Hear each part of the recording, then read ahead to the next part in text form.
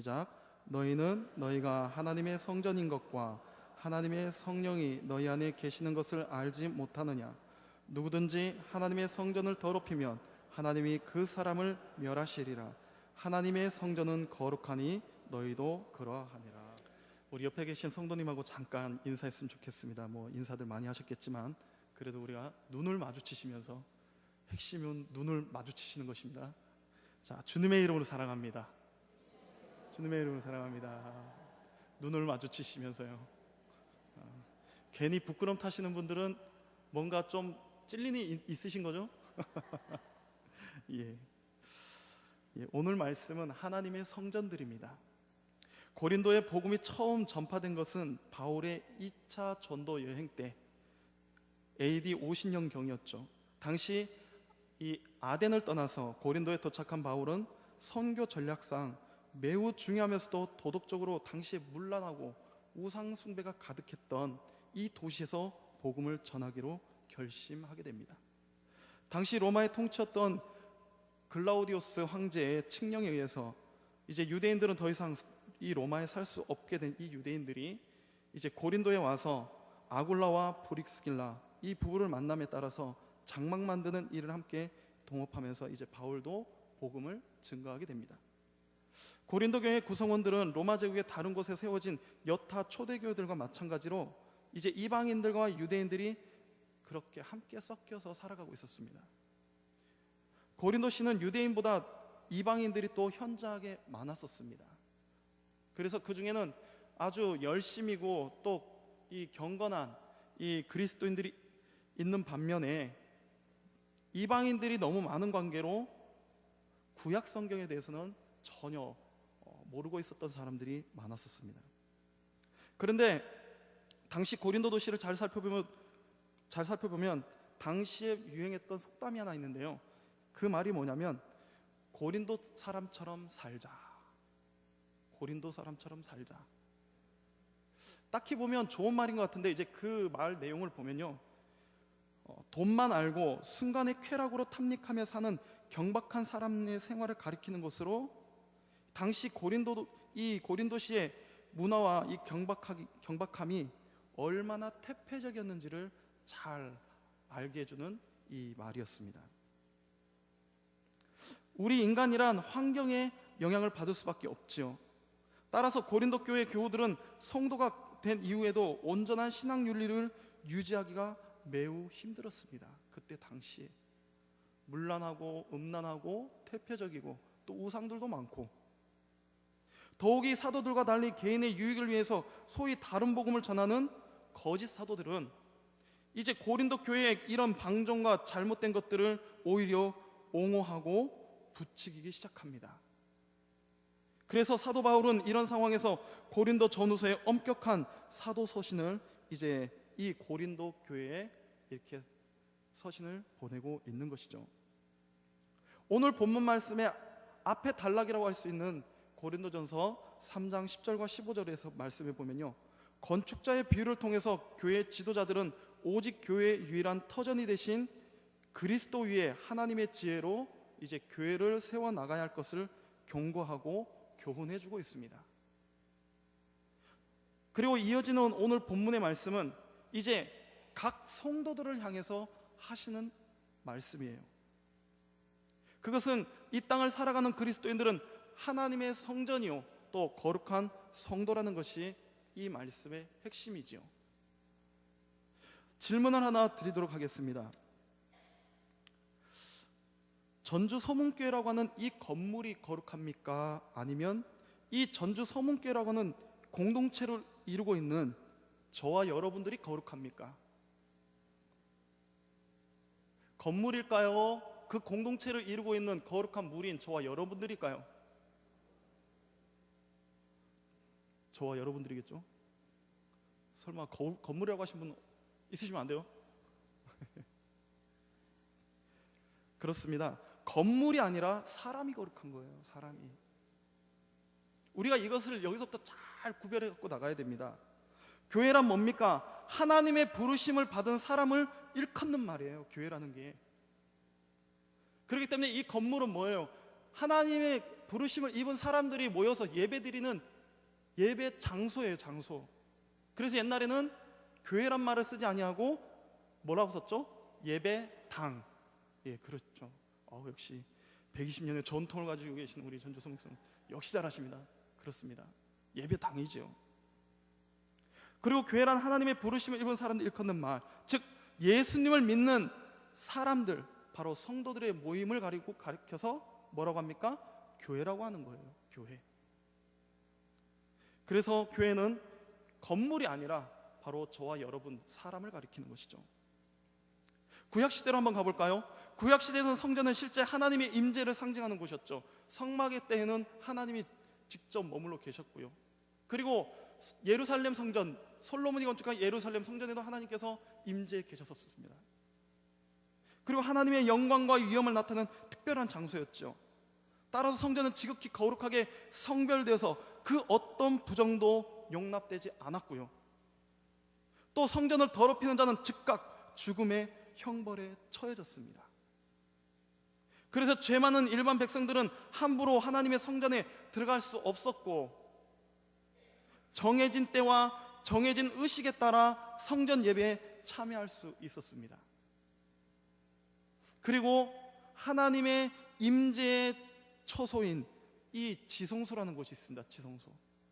이 지성소에는 오직 대제사장만이 1년에 딱 한 번, 그것도 이스라엘 백성을 위한 대속죄 제일에만 들어갈 수 있었다는 것이죠.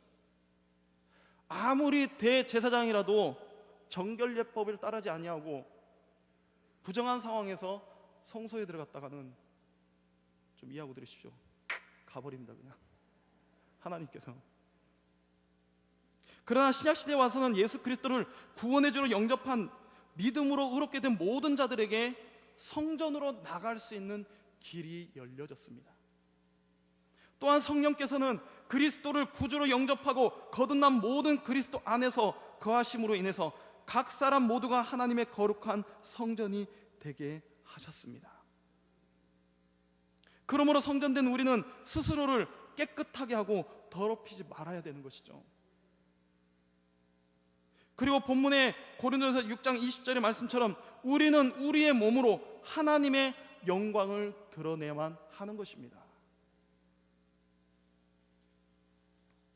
기독교의 위대한 목적이라고 한다면 그것은 바로 많은 사람들을 예수 그리스도처럼 만드는 일입니다. 이게 바로 기독교의 목적이라고 할 수 있겠죠. 그것은 그리스도가 보이지 않는 하나님의 형상인 것처럼 우리는 보이지 않는 그리스도의 형상들이 되어야만 합니다. 이 시간 본문에서 우리는 그리스도인들과 관련한 바울의 엄숙한 선언을 보고 있습니다. 우리 다시 한번 16절 말씀 한번 읽어볼까요? 다 같이 읽겠습니다. 시작. 너희는 너희가 하나님의 성전인 것과 하나님의 성령이 너희 안에 계시는 것을 알지 못하느냐. 아멘.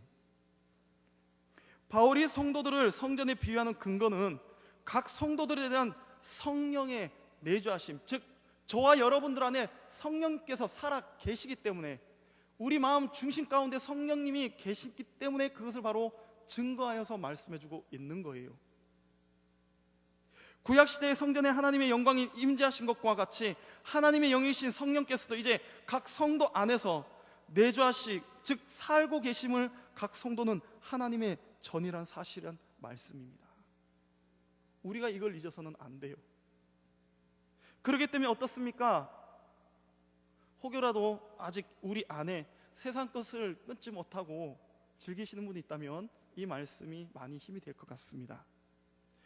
하나님의 귀한 은혜를 받고 거룩함을 체험하고 하나님의 말씀을 들어요. 그러나 우리 안에서 어떻게 작용될지는 우리 마음도 잘 모를 때가 많아요. 그러나 우리는 어떻습니까? 전에도 말씀드렸지만 우리가 너무 내 의지에 너무나도 잡혀 있는 사람들은 어떻습니까? 좋을 때는 은혜롭고 평화롭지만, 우리 박형보 집사님께서 그러시더라고요. 욱 하게 되면 거친 말이 서스럼없이 튀어나오는 것이죠. 이거는 거룩한 성전이 전할 말이 아니에요. 욕이 뭡니까? 저주입니다. 저주. 비방이 뭡니까? 저주입니다. 그렇기 때문에 저와 여러분들의 입술에서 가능한 최대한 나올 수 있는 건 먼저 예수 그리스도를 자랑하는 것, 그리고 그 복음을 전하는 거예요. 이것이 바로 성전됨의 근거겠죠. 해야 될 일이겠고요. 그렇기 때문에 하나님은 교회를 통해서 역사하십니다. 하나님은 그 공동체를 구성하는 개개인들을 통하지 않고서는 그 공동체와 아무런 상관이 없어요. 때문에 만일 전체로서의 교회가 하나님의 성전이라면 그 유일한 이유는 그 교회를 구성하는 개개의 지체들이 하나님의 거룩한 성전이 되고 있기 때문입니다. 오늘 본문이 우리에게 가져다주는 은혜와 교훈은 각각의 그리스도인인 저와 여러분들이 실제적으로 하나님의 성전이란 이 개념이 우리들에게 부여해주는 장엄한 의무를 지금 제시해주고 있는 거예요. 그러므로 하나님의 성전인 우리 자신을 거룩하기 위해서는 이제 다음과 같은 믿음의 확신과 결단이 분명히 있어야 됩니다.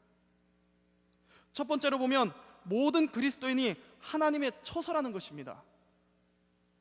제가 주일학교 때 이 설교를 했더니 초등부 친구들이 여러분 마음 중심에 누가 보입니까? 했더니 이렇게 보더라고요. 그리고 한 녀석은 둘이 앉아갖고 입을 보고 뭐 보여달라고. 보이냐?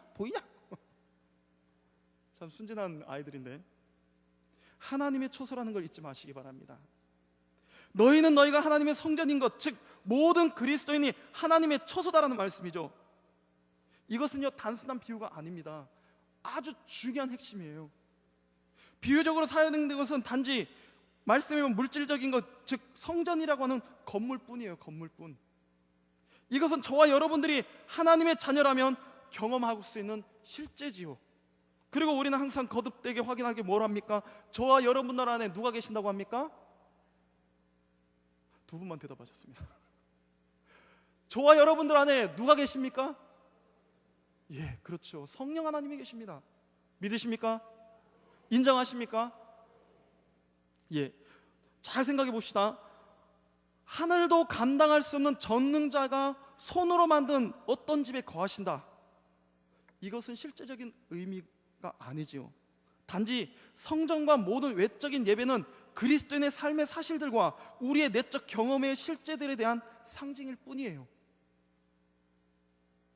그러나 우리가 하나님의 어떤 물질적인 건물에 장소적으로 계신다고 그렇게 표현하는 것은 다른 방법으로는 그 의미를 적절하게 표현하기 어렵기 때문에 우리가 교회에는 하나님이 계십니다 라고 이야기하는 거예요. 그러나 실질적으로 하나님 누구 안에 계셔요? 저와 여러분들 안에 계신다는 거예요. 생각해 보세요. 만약에 지금 구약시대처럼 이 건물인 전주 서문교회 건물에 하나님이 임재하고 계신다. 좀 죄송합니다만은 일주일에 한 번 교회 오시는 분들 하나님 몇 번 볼 수 있을까요? 1년에 52주로 계산할 때 쉬운 2번 3일 예배까지 하면은 한 100여 번 되겠죠? 아마 구약시대처럼 하나님께서 우리 이 교회 안에 거하신다고 하시면 아마 저와 여러분들이랑 열일 다 제껴놓고 날마다 성전에 모이기를 힘쓰고 예배드리기 힘쓸 것입니다. 그러나 우리는 어떻습니까? 하나님이 이 교회 안에 하나님의 성전입니다, 하나님이 함께 하십니다 라고는 하지만 오늘날에 너무 바쁜 세대가 되다 보니까 일주일에 한 번, 2번 예배드리는 것도 너무 어려워요. 하나님을 찾는 이들이 점점 줄어가는 게 오늘날의 아픔이겠지요. 우리는 이것을 잘 이해해야 됩니다. 잘 보고 있어야 됩니다. 무한하신 영이 하나님의 백성들의 영 안에 임재하시며 내재하신다는 표현한다면 사람들은 그러한 표현의 의미를 쉽게 이해하지 못해요. 세상 사람들이 나가서 내 마음속에 하나님이 계신다라고 한번 이야기해 보십시오. 아마 10중 8구 저런 미친놈 예수쟁이 아니랄까 봐서. 그러나 피조물인 우리는 우리 안에 하나님의 처소를 가지고 있습니다. 그것은 믿음의 분량대로예요. 믿음의 분량대로. 저와 여러분이 존재하며 살아 움직이는 이 거대한 대기 속에서 우리의 눈이 빛의 움직임을 인식하고요, 또 우리의 귀가 소리를 듣는 진동을 분별하고, 또 우리의 코가 향기를 가져다 주는 운동을 받아들이는 것을 한번 생각해 보시기 바랍니다. 하나님의 모든 피조물들은 각각의 용량의 분량대로 하나님으로부터 제각각의 빛을 받으며 그렇게 존재한다는 말씀이에요. 믿음의 분량대로. 그러나 이러한 피조물들이 하나님에 대하여 갖는 관계보다 우리의 믿음과 사랑이 훨씬 더 높고 오묘함을 깨달으시기 바랍니다. 이 믿음과 사랑이 누구를 증거해 줍니까? 구주 되시는 예수 그리스도를 증거해 주고 계시고요, 만물의 창조 되시는 아버지 되시는 하나님을 증거해 주고 있습니다. 그리고 우리는 그것을 통해서 믿고 있고요, 자기 마음을 열고 그 마음을 하나님이 거하시는 그리스도께 고정하는 자는 하나님의 존재의 가장 깊은 곳으로 마치 흙을 통과하여 나무 뿌리 속으로 흘러가는 물처럼 하나님의 성품에 흘러들어가게 되어 있는 것입니다. 이 믿음과 사랑을 통해서. 그래서 고린도전서 6장 17절 말씀에 뭐라고 합니까? 주와 연합하는 자는 한 영이라고 그랬습니다. 말씀해 보시면 하나님이 내 마음속에 거하는 것이 가능한 것은 오직 그가 당신의 모든 충만한 가운데서 그리스도 안에 거하시는 사실 때문이죠. 왜냐하면 그것은 우리는 오직 그리스도를 통해서만이 하나님과 접촉하기 때문이다. 하나님 그리스도 때문에. 그러므로 성전이라고 한다면 모든 마음의 성소를 거룩하게 해야 되는 거예요. 그래서 우리 아이들 가르칠 때 뭐라고 합니까? 예배드리러 와서 엉뚱한 생각하고 예배드리러 와서 스마트폰에 마음이 뺏겨 있고 다른 것에 있다면은 그 아이의 예배는, 어쩌면 그 성도의 예배는 하나님께서 무시해버립니다. 받질 않으시는 거죠. 그리스도를 가까이 하는 모든 예배자들은 그와 함께 그 안에 거하시는 아버지 하나님께 참여하는 것입니다.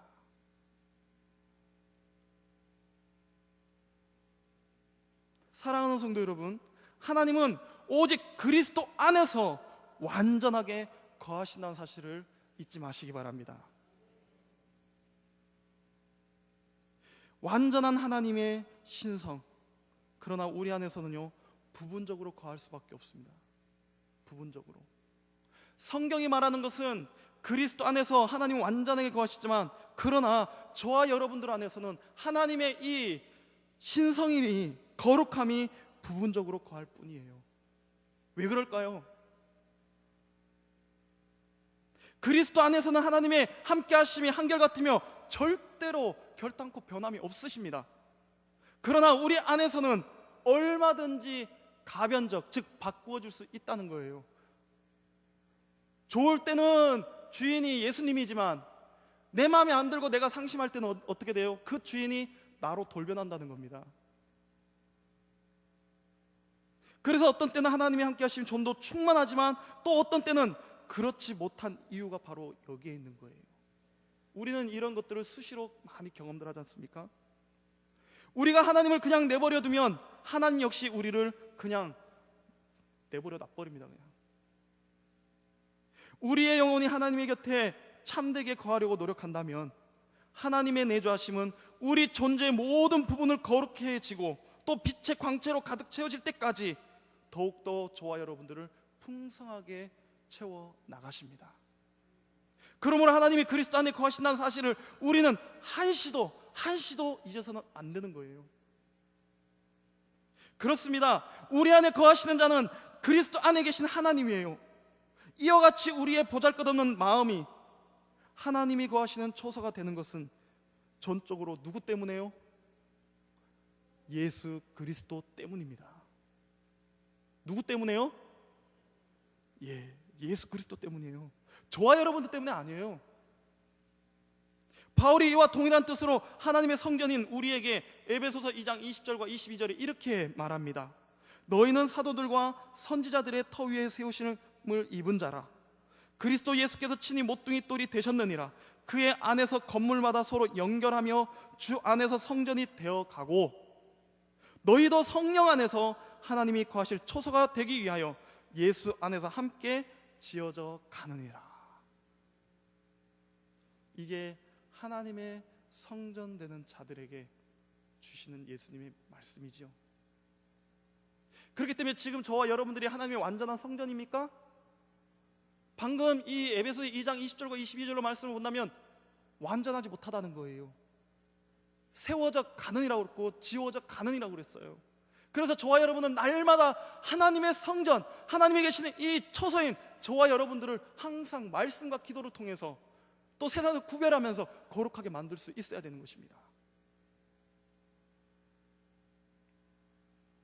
그러므로 두 번째, 그리스도인 저와 여러분들은 하나님의 성전으로서 하나님을 분명하게 나타내는 자가 되어야 되는 것이죠. 성전의 의미는요, 내주하시는 하나님이 거기에서 스스로 나타내신다는 거예요. 그럼 이것이 사실이라면 저와 여러분들, 즉 그리스도인들은 하나님이 거하신 처소가 분명히 되는 것이죠. 분명히 되는 것입니다. 자, 그렇다면 한 가지 더 물어보겠습니다. 하나님이 세상 속에서 자신을 나타내시며 알게 하시는 도구가 무엇일까요? 하나님이 이 세상 속에서 하나님 자신을 나타내며 알게 하시는 도구가 무엇일까요? 제가 자주 쓰는 방법인데요, 오른손을 여러분 가슴에 딱 대고 바로 나, 따라하시기 바랍니다. 바로 나, 바로 나. 그렇습니다. 저와 여러분들이 바로 하나님을 알게 하는 도구예요, 도구. 성경을 보시기 바랍니다. 동물을 쓰신 적 있습니까? 사람보다 못한 동물들이나 이런 식물을 가지고 하나님 나타내신 적 있나요? 모두가 다 사람을 통해서 하나님께서 나타내 주셨어요. 사람을 통해서. 하나님은 우리 안에 거하심으로써 우리에게 하나님 자신을 실제적으로 나타내셨습니다. 하나님을 소유할 때까지 우리는 하나님을 알지 못했었죠. 우리는 하나님의 달콤함을 알기 전에 먼저 우리의 영혼을 그분으로 채워 나가야 돼요. 그래서 요한복음 14장 22절과 23절 말씀해 보시면 가롯인 유다가 이것을 두고 주님께 이렇게 질문합니다. 주님께서 왜 세상에서는 나타내 보이지 않으시고 저희에게만 나타내 보이시려고 합니까? 이에 주님은 이렇게 대답합니다. 우리가 그에게 가서 거처를 그와 함께 하리라. 앞에 있는 가롯 유다의 질문하고요, 예수님의 대답이요, 딱 문자적으로 보면 정반대입니다. 동문서답이에요. 그러나 원어 성경을 딱 펴보면요, 이게 무슨 말이냐면요, 하나님이 저와 여러분에게 곁에 오셔서 우리 마음속에 말씀하실 때까지 저와 여러분은 하나님을 알지 못한다는 깊은 뜻이 담겨져 있습니다.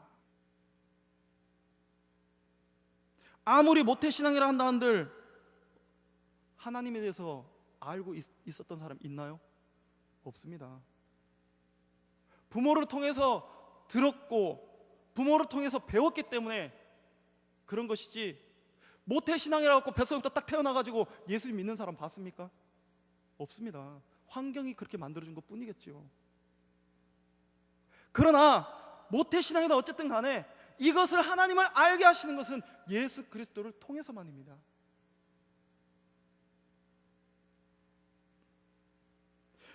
한 번 더 보실까요? 예를 들어서 예수님을 세상에서는 하나의 성인 군자로 알고 있지요.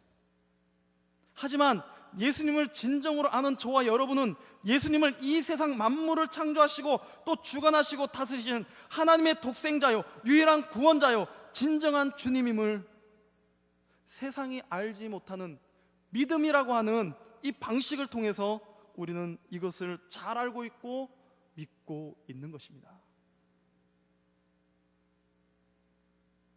하나님은 당신을 사모하며 바라는 영혼들의 가장 깊은 곳에 하나님 스스로를 알게 해 주셨습니다.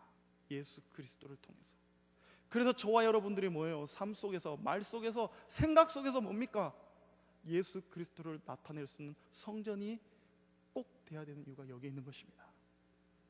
사랑하는 성도 여러분, 하나님의 영광이 찬란하게 빛나는 것은 성막 안에 가장 안쪽인 지성소라는 곳이에요. 하나님이 세상에게는 감추시고 우리에게 당신을 나타내시는 것은 우리의 가장 깊숙한 마음 속에서부터입니다. 그러므로 그리스도인들은 하나님의 성전과 거하시는 처소로서 하나님을 온 세상에 알리는 위대한 도구가 되어야 되는 이유가 바로 여기에 있는 것입니다. 실례로 지금 이 낫을 비추고 있는 태양을 정면으로 볼 수 있던가요? 눈이 부셔서 볼 수가 없습니다.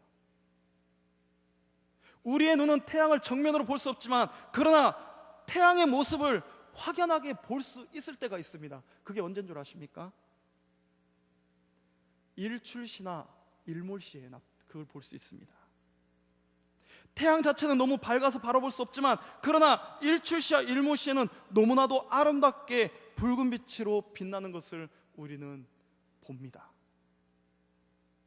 그렇습니다.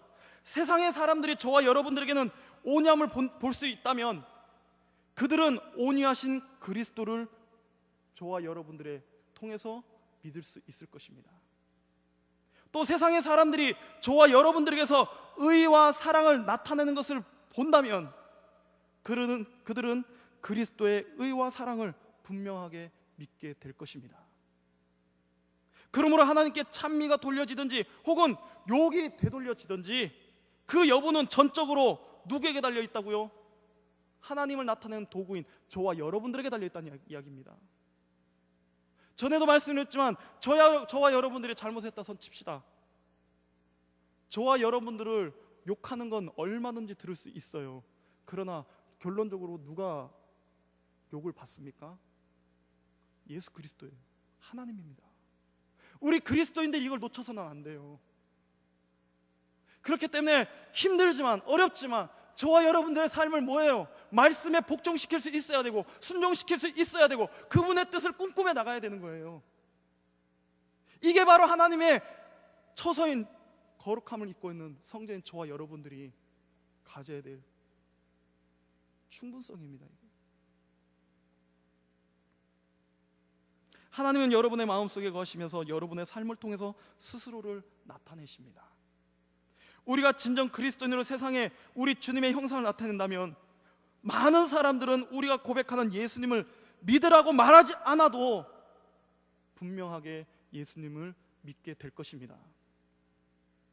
다른 사람들로 예수 그리스도를 믿게 하는 방법은 그들로 저와 여러분들 안에 예수 그리스도를 보게 하는 것, 이거밖에 없어요.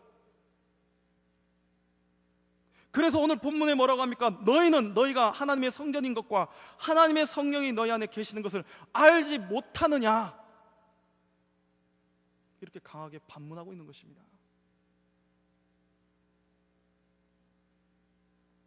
하나님의 빛이 성도님 여러분 안에서 빛나게 하시기 바랍니다. 세 번째로, 우리가 하나님의 성전이라면 우리의 삶을 희생제사가 드려지는 장소가 되게 해야 됩니다. 생각해 보시기 바랍니다. 성전에 드려지는 예배가 없다면 성전이 무슨 소용이 있겠습니까? 너희의 몸을 거룩한 산 제물로 드리라고 했는데, 예배는 드리러 왔습니다. 제사는 드리러 왔습니다. 그러나 제물이 없습니다. 하나님이 어떻게 해야 될까요? 이거를 마음이 허탄한 데 있고 엉뚱한 데 있고 육신은 아직도 두 주인을 섬기고 있는데, 온전한 예배를 드린다고 드리지만 제물이 없는 걸 어떡하겠습니까? 그래서 성전에서 가장 중요한 곳이 어딘 줄 아십니까? 제단, 속죄소. 그러나 많은 사람들이 이 제단을 잃어버렸어요. 사랑하는 성도 여러분, 여러분들 마음속에 이 제단을 가지고 계십니까? 제단이 없는 성전이라면 그것은 반쪽짜리 성전이에요. 그냥 외형만 가지고 있는. 우리가 잘 이야기하지요. 썬데이 크리스찬, 외형적인 그리스도인, 본질이 사라져버린, 다 이것을 잃어버리고 나온 말들이죠. 저와 여러분들의 제단은 어디에 있습니까? 그리스도인의 고상한 삶의 비밀은 자신의 의지를 포기하고 스스로를 희생의 제물로 바치는 거예요. 성경의 모든 사건과 교훈과 은혜의 증거들을 잘 보시기 바랍니다. 지금까지 이루어진 모든 고상한 일들 가운데 하나님을 위한 자신의 희생 없이 이루어진 것은 아무도 없다는 겁니다. 성경에 보면 이것은 앞으로도 계속 그럴 것 같아요. 진정으로 아름다운 기독교적 삶과 보통의 삶과의 차이는 그곳에 참된 희생 제사가 담겨져 있는가, 아니면 그렇지 않은가, 여기에 달려져 있는 것입니다. 우리는 항상 기도할 때 많이 쓰죠. 영과 진리로 예배하게 하여 주옵소서. 하나님은 이런 자를 찾는다 하셨습니다. 우리는 잘들 애우고 있지만 정말 이 시간, 아니 지금까지 드려왔던 나의 예배가 하나님께서 찾아 기뻐하시는 그런 예배였는지, 내가 정말 온전히 희생 제물로 드려질 수 있는 그런 예배였는지 우리는 돌아봐야 돼요.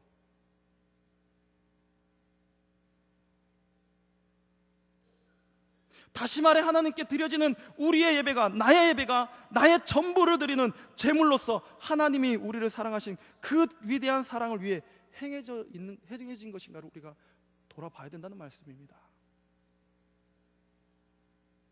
그리스도께서 유일한 성전이심으로 우리가 그에 참여하는 것처럼 그가 유일하신 희생 제물이심으로 우리는 오직 그를 통하여 희생 제물들이 되는 겁니다. 기꺼이 감사함으로. 하나님께서는 저와 여러분들의 예배를 받기를 원하시는데 아직도 나를 드리기를 꺼려 한다면, 아직도 하나님 앞에 나가는 걸 꺼려 한다면 우리는 어떻습니까? 너무나도 외형적인 부분에 너무나도 많이 치우쳐져 있어요. 본질을 잃어버렸습니다. 이런 예배에 감동이 있겠습니까? 이런 찬양에 하나님의 그 은혜가 있겠습니까? 이러한 외형적에 치우친 이 기도 속에 그 어떤 은혜를 받을 수 있을까요?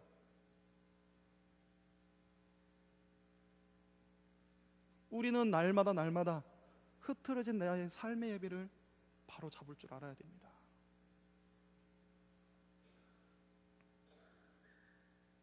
오늘 그리스도인이 하나님의 성전이란 이 위대한 진리를 통해 우리가 배울 수 있는 교훈은 우리의 존귀함을 자랑하는 것이 아닙니다.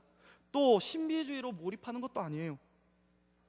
그것이 가르치는 교훈은 성전이라면 제단이요, 제단이라면 희생 제물이라는 거예요. 그래서 베드로전서 2장 5절에 뭐라고 말하면, 너희도 산돌같이 누굽니까? 예수 그리스도가 산돌이 됐다고 그랬죠. 신령한 집으로 세워지고 예수 그리스도로 말미암아 하나님이 기쁘게 받으실 신령한 제사를 드릴 거룩한 제사장이 될지라. 저와 여러분들에게 거룩한 제사장이 되라고 합니다. 신령한 집으로 세워진 저와 여러분들, 예수 그리스도로 말미암아 하나님께 기쁘게 받으실 신령한 제사를 드릴 거룩한 제사장들이 다 되란 말씀이에요. 그러면 어떻게 될까요? 구약에는 날마다 정결예법에 따라서 동물을, 가축을 제일을 전가시켜 죽였지요. 그럼 오늘은 그렇게 할 수 있습니까? 아니지요. 예수 그리스도의 보혈의 공로로 날마다 회개의 삶을 살아가는 겁니다. 목사님, 저도 어려워요. 좀 부끄럽지만 제가요 좀 이렇게 생겨서 입이 거칩니다. 그래서 욕쟁이는 아니고 오해 안 해가지고 나름대로 좀 좋은 말 좀 쓰고 좀 이렇게 부드러운 말을 하는 것이 저 나름대로 이게 소망이에요. 그런데 때로 따라서는요 약간씩 튀어나옵니다. 툭툭 튀어나와요. 우리 성도님들은 어떻습니까? 이런 부분들이 없습니까? 꼭 거친 부분이 아닐지라도 나에게 성전인 내 몸이 성전이지만 거룩함을 실추시키는 이런 부분들이 분명히 있을 겁니다. 이런 것들을 우리가 되돌아보면서 날마다 회개의 삶을 살아야 되는 이유가 바로 여기에 있는 것입니다. 사랑하는 성도 여러분, 제사와 하나님께 드리는 제사와 그리고 제사장과 그리고 성전은요 모두가 하나입니다. 하나입니다. 따로따로가 아니에요. 하나입니다. 제물, 제사장, 성전 하나입니다. 저와 여러분의 모든 삶은 온 세상의 죄를 위해 스스로를 피의 제물로 드린 우리 주님을 위한 것이 되어야 된다는 말씀이에요. 그럴 때 우리는 예수 그리스도와 그의 아버지 하나님께 진정한 감사와 찬미, 그리고 자기 부인의 유월절 희생 제물을 온전히 드릴 수 있는 겁니다. 그러므로 마지막으로 우리가 볼 수 있는 게, 하나님의 성전인 우리의 삶은 항상 거룩해야 된다는 것이죠. 오늘 17절 말씀을 다시 한번 우리 다 같이 보겠습니다. 17절 말씀 다 같이 읽습니다. 시작.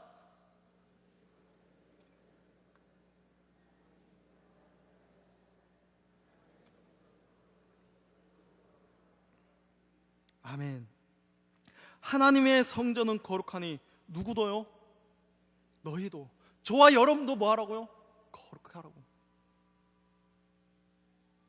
성전의 첫 번째 개념은 하나님께 대하여 성별된 혹은 따로 구별된 장소라는 개념이에요. 우리 교회 안에 지금 이렇게 예배 드립니다. 이 예배 드린 거, 하나님을 찬양하고 경배하는 거 왜 다른 게 들어올 수 있습니까? 없습니까? 없지요. 우리는 어떻게 하든 교회에서 행해지는 모든 것들은 구별되어야 되고 거룩한 건 알아요. 그러나 교회 밖을 한번 생각해 봅시다. 어떻습니까? 여러분들이 정말 그렇게 주장하는 것처럼 막 발벗고 나서는 것처럼 여러분들의 가정이나 여러분의 직장이나 여러분의 삶이나 그렇게 됩니까?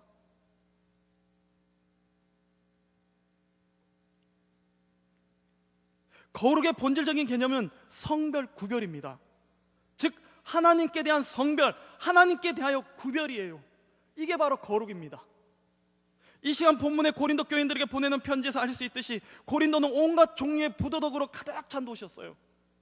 그로 인해 바울은 그들과 관련된 몇몇 형태의 악을 매우 크게 다루지 않을 수가 없었습니다.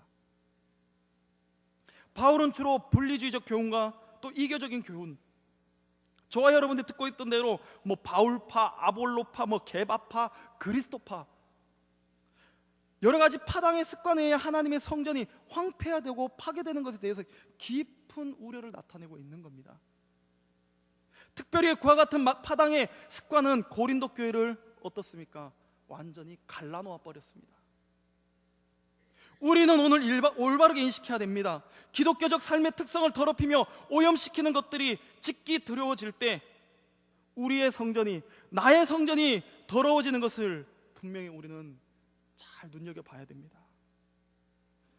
그리고 모든 죄에 더럽게 하는 속성이 얼마나 강렬하게 부각시켜 그에 대한 경고가 또 얼마나 엄숙하게 울려 퍼지고 있는지 우리는 오늘 본문의 말씀에 두려움과 떨림으로 받으시고 여러분들 그 마음속에 각인하시기 바랍니다. 누구든지 하나님의 성전을 더럽히면 하나님이 그 사람을 멸시하시리라. 하나님의 성전인 여러분을 정결하게 유지하시기 바랍니다. 깨끗하게 하시기 바랍니다. 스스로 하나님의 징벌을 자초하지 마시기 바랍니다. 우리는 기억합니다. 돈 바꾸는 자들이 성전에 가득할 때 어떤 일들이 벌어졌는지. 저와 여러분들의 마음을 장사하는 집으로 시작해서 마침내 도둑의 소굴이 되지 않도록 우리는 항상 또 주의해야 될 것입니다. 그리고 고린도후서 6장 16절의 말씀 역시 여기에 원리와 동일하게 적용됨을 잊지 마시기 바랍니다. 하나님의 성전과 우상이 어찌 일치가 되리요? 우리는 살아계신 하나님의 성전이라. 하나님의 성전 안에는 그 어떤 것도 필요가 없습니다. 그 어떤 것도 있어서도 안 됩니다. 하나님의 성전 안에는 심지어 저와 여러분들의 자아나 자존심, 좀 더 우리가 좀 깊이 이야기해 본다면 저의 모습들도 없어야 될 것입니다. 성도 여러분, 우리 하나님은 이방 종교와 우상 숭배에 대해서 절대 관용적이지 않아요. 두 마음을 품는 건 역시 마찬가지입니다. 성소에는 오직 하나님의 형상만이, 하나님의 형상이라고 하는 것은 본질입니다. 하나님만이 있어야 되는 거예요. 오늘날 많은 사람들은 한쪽에 그리스도를 두고 다른 한쪽에는 다양한 것들을 둡니다. 그래서 그리스도는 모든 것이 되든지 아니면 아무것도 아닌 것이 되든지 둘 중 하나임을 성도 여러분들 주의하시기 바랍니다. 하늘을 보시기 바랍니다. 밤하늘에 수백만 개의 별들이 또 있을 수 있지만 그 별들을 비추는 태양은 몇 개입니까? 하나입니다. 하나. 저와 여러분은 나의 마음의 가장 깊은 곳에 오직 한 분의 손님만을 모셔드려야 해요. 하나님이 우리 마음에 거하시면 우리의 몸은 하나님의 성소로서 하나님이 행하신 가장 놀라운 일로 옷 입혀 주실 것입니다. 그게 바로 거룩의 의에 오신 것입니다. 그러므로 자기 몸을 순결하고 정결하게 하며 모든 동물적인 정욕을 정복하는 것은 우리의 마땅한 의무예요. 술 취함과 탄신과 모든 종류의 종욕과 행동과 말과 외모와 생각에 있어서의 모든 정결치 않는 것들은 우리 안에 거하시는 하나님을, 저와 여러분들 안에 거하시는 하나님을 모독하게 한다는 사실을 잊지 마시기 바랍니다. 이것을 줄여서 신성모독이라고 하는 것입니다. 믿지 않는 사람들이 하나님 욕하는 건요, 냅두세요. 그냥 정작 중요한 것은 뭡니까? 하나님을 믿고 있는 저와 여러분들이 하나님을 모독하는 것, 이게 정말 큰 죄입니다. 이러한 종류의 죄들로 인해 얼마나 많은 젊은이들이 파멸의 구덩텅이로 떨어지는지 몰라요. 여러분들의 자녀를 두고 이야기하는 겁니다. 사랑하는 성도 여러분, 이 시간 본문은 우리 모두가 어떻게 될 수 있는지를 분명하게 보여주고 있습니다. 우리 모두는 각자 하나님의 신성을 가지고 있어요. 우리의 마음, 즉 하나님의 영광이 임하신 지성소인 마음에 마치 애굽의 신전과 같은 뱀, 원숭이, 온갖 음란한 형상들이 있다면 우리는 주님께 돌이켜 이렇게 부르짖어야 됩니다. 여호와여, 일어나서 주의 권능의 궤와 함께 평안한 곳으로 들어가소서. 주님의 궤라는 것은 당시 십계명의 돌판이 들어있던 법궤를 이야기합니다. 법궤. 이 부르짖음이 있을 때 우리의 마음을 범잡스럽게 만들었던 온갖 정욕의 신들은 어둠 속으로 도망치는 것입니다. 그리고 저와 여러분들에게 다시금 들려지는 주님의 통한 아버지의 감미로운 말씀, 이 말씀이 들려올 것입니다. 누구든지 내 음성을 듣고 문을 열면 내가 그에게로 들어가 그로 더불어 먹고 그는 나로 더불어 먹으리라. 할렐루야. 하나님의 성전인 마음의 성소를 거룩하게 하시기 바랍니다. 하나님의 성전으로서 하나님을 분명하게 나타내는 성도님들이 다 되시기 바랍니다. 자신의 의지를 포기하시고 스스로를 희생의 제물로 바치는 삶, 거룩한 삶을 유지하며 사시기 바랍니다. 하나님의 성전이요 처소인 저와 여러분들의 지성소의 마음속에 주님의 영광이 가득히 채울 수 있기를 주님의 이름으로 축원합니다.